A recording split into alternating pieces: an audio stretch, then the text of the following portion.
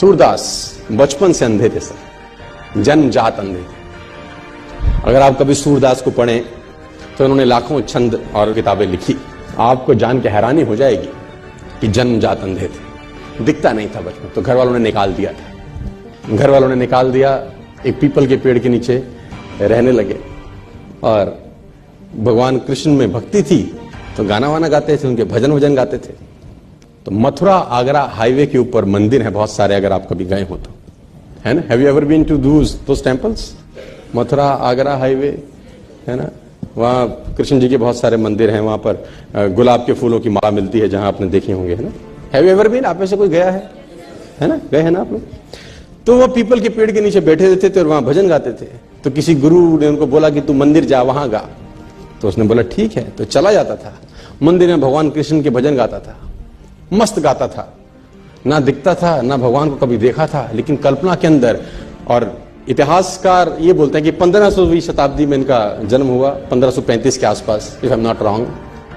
आज से 500-600 वर्ष पहले ये इस धरती पे आए, मथुरा में रहे और भगवान के भजन गाते थे। और इतिहासकार ये कहते हैं कि इनको भगवान के दर्शन होते थे। भगवान कृष्ण जब ये भजन गाते थे, इनका भजन सुनने के लिए आते थे।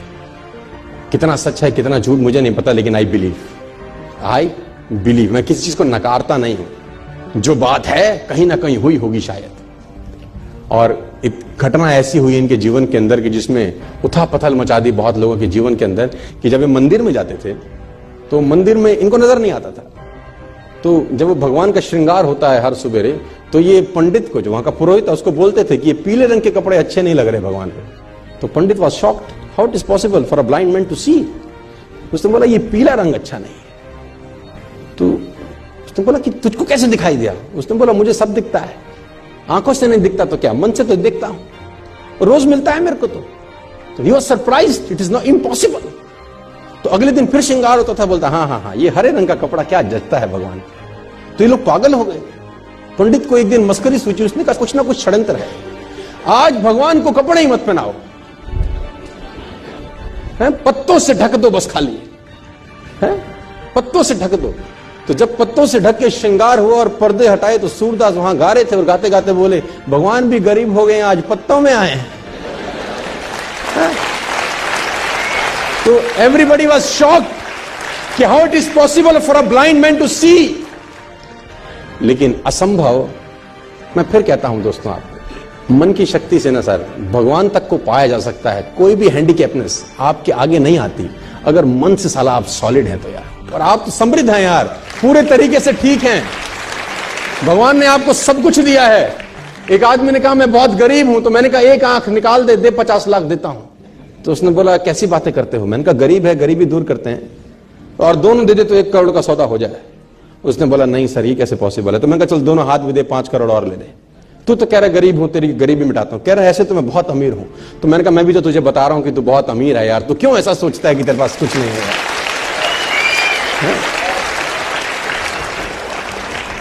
और भगवान ने सूरदास को दर्शन किए। आप सूरदास के बारे में पढ़ें, छंद पढ़ें, तो आपके रोंगटे खड़े हो जाएंगे। कुएं में नहाते नहाते गिर गए, कहते हैं एक दफा। जब कुएं में नहाते हुए गिरे, अंधे थे, नजर नहीं आता था, तो पानी में गिर गए। तो भगवान को हाथ जोड़े कि निकालो प्रभु। तो कहते हैं कि भगवान छोटे से रूप लेके उनको बाहर निकालने आए। और जब बाहर निकाला तो इनके जीवन की अद्भुत घटना है। तो हाथ पकड़ा हुआ था भगवान, तो उन्होंने जैसे वो हाथ का स्पर्श किया, इनको समझ में आ गया कि आज आदमी आ गया है।